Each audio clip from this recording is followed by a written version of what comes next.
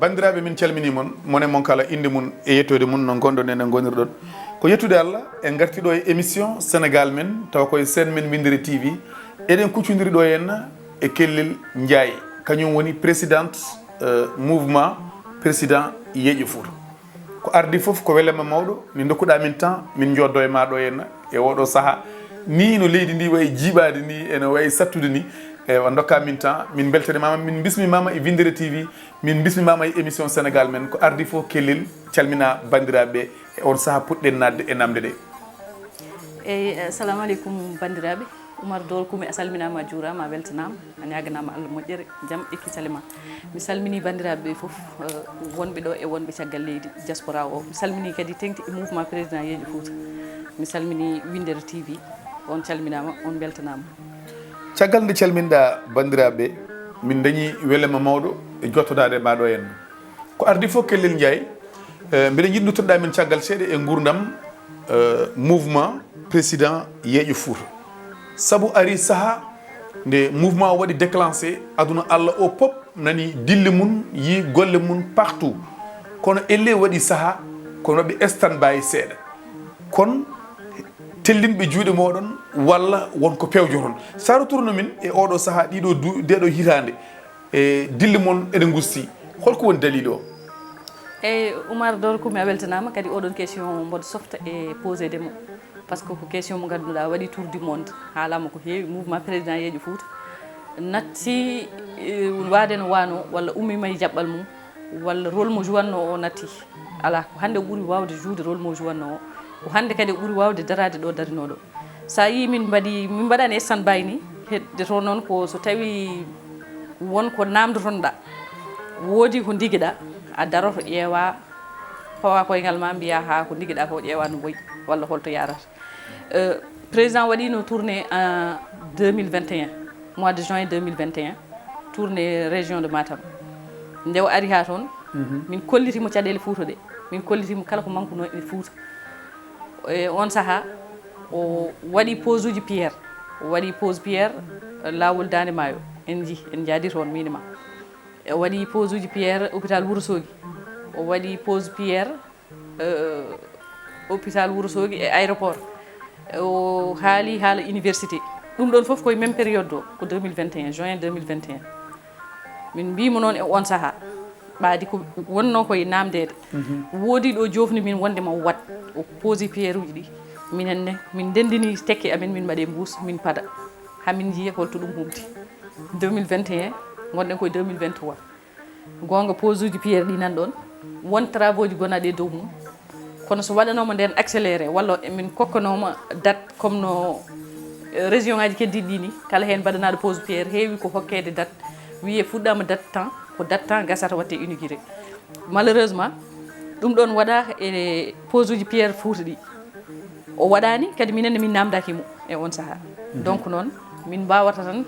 ko heddade travaux ji ɓe mbaɗa ɗo hande kaƴel ɓe jooɗo lebbi sappo kadi ɓe mbaɗato kaƴel koye on ɗum decinno min kono wona hamin goppi walla hamin jejjiri walla ala min ɗanninama walla min coodama ala ɗo min gonno hanki ɗo ha hande ko ɗon min goni saabu onon wonno darde moɗon tan ko wonde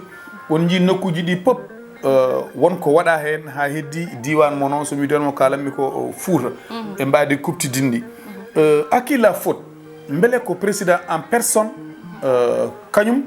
woni jeebiɗo walla ko ɓeɓe ganduɗa kañumen goni halfinaɓe e golle e nder leydi ndi fof kañumen jeebi Fouta walla ni ko ɓeɓe ganduɗa kañumen goni mbiyete kañumen goni leader uji kañumen goni jaale mawɗe e nder diwanuji mon ɗi Fouta so tawi a waɗatno qualifié yebare nde exactement hol banggue mo heedata? eyyi Oumar kono kewmi wiide ni tan foto ko banggueji ɗiɗi fof woni no gasirta ko président Macky Sall ko kanko woni nde yumbilli mi minen koye makko min kaldata par ce que nde min coosi mouvement o nde min mbi komin kaldani hay goto sowona président par ce que wonɓe ɗon ɓe jii caɗele Foutankoɓe jii probléme Foutankoɓe meeɗa namdade hen walla ƴewde solution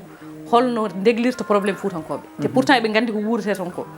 donc noon min mbi min ngala e mabɓe haaju kamɓe min jogui haaju koye président de la république min créé mouvement o ko en 2019 le 1er mars 2019 hamin binda hamin namdo hamin ƴeewno président heɓiri doléance uji amen kamɓe e ɓen ɗon e yolde hakkude he eɓe gandi komin goni e dow mum ko kono hay goto e mabɓe meeɗa noddude min wimin min nani probléme Fouta o mamin essaye jooɗodade e président min jettini ɗum nelal mon walla enen onon nde ko mbatton ko enen ndendi hara nde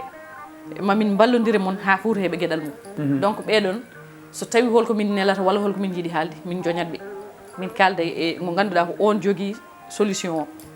ni woni min baddi hamin jii président min kalani ɗum caɗele amen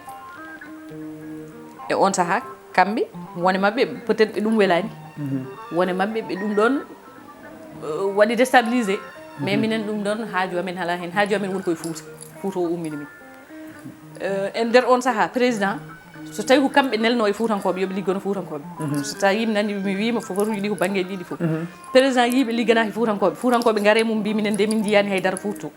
président ne foti ruttade e mabɓe wiyaɓe ahan min de mi resdino on Foutankoɓe kono Foutankoɓe garte yam mbi ala ko mbaɗana ɗon ɗumen ko ɗon woni ɗo fotuji ɗi ɓe pecci ɗum kamɓe ɗiɗo e nden femde joni ko heewi haalama e mouvement président yeeƴo Fouta yimɓe hewɓe ne mbiya sa yimanan e oɗo saaha oɗon jetti seeɗa elle ko an gardiɗo e hoore muɗum elle a yidiri président elle sa renaki ya taw ala to ndewduɗon ko ɗum addana man ɗum addama yettude ɗum ne woodi walla ala par ce que ene hawni doole joguinɗon ɗo e tension mo joguinoɗa o mais joni en le affaire nde wonno yarde yimɓe heɓe ko ɗum tumata somi juumani mi haalanima raison o heddoto noon comme ko kanko président hoore makko o serdani e wiyede kadi jomiraɗo ɓuuri en ene foof forde nana wiye ñande foof kanko président gardiɗo leydi ndi omono wiye ñande foof Kelle ndiaye simple Kelle ndiaye o so wiyama min ɗum ça me dérange pas gandum ko min nde joddimi e makko nde doléance suuji Fouta foof mi bindade ɗi mi fawe yeeso makko o liiri ko jaltinanmi hun kam o nana ko mi haalnimo ko Foutankoɓe namdi ko mi hollitimo ko Foutankoɓe cohli ko mi hollimo omo andi omo faami kadi o nani probléme aji Foutankoɓe d'accord 2021 noon ha joni nanɗon tan ala ko buusi guil 2021 ha joni ɗon ala ko buusi quoi wonde Kelle ndiaye ko codaɗo o kam devant écran joɗimi coɗɗomi fof yo ar wiyami soodi Kelle yo ar weccit muɗum voilà mouvement président yeeƴo Fouta ene jokki ha ɗo yarate eɗen mbawi wiide hande président Macky Sall elle kanko o mandat makko ari en terme presque ko juuri foof ɓuurata lebbi jeegom jeeɗiɗi eywa beele e slogan mo joguino ɗo noon président yeeƴo Fouta waɗi visé ko président Macky Sall walla ala waɗi visé ko président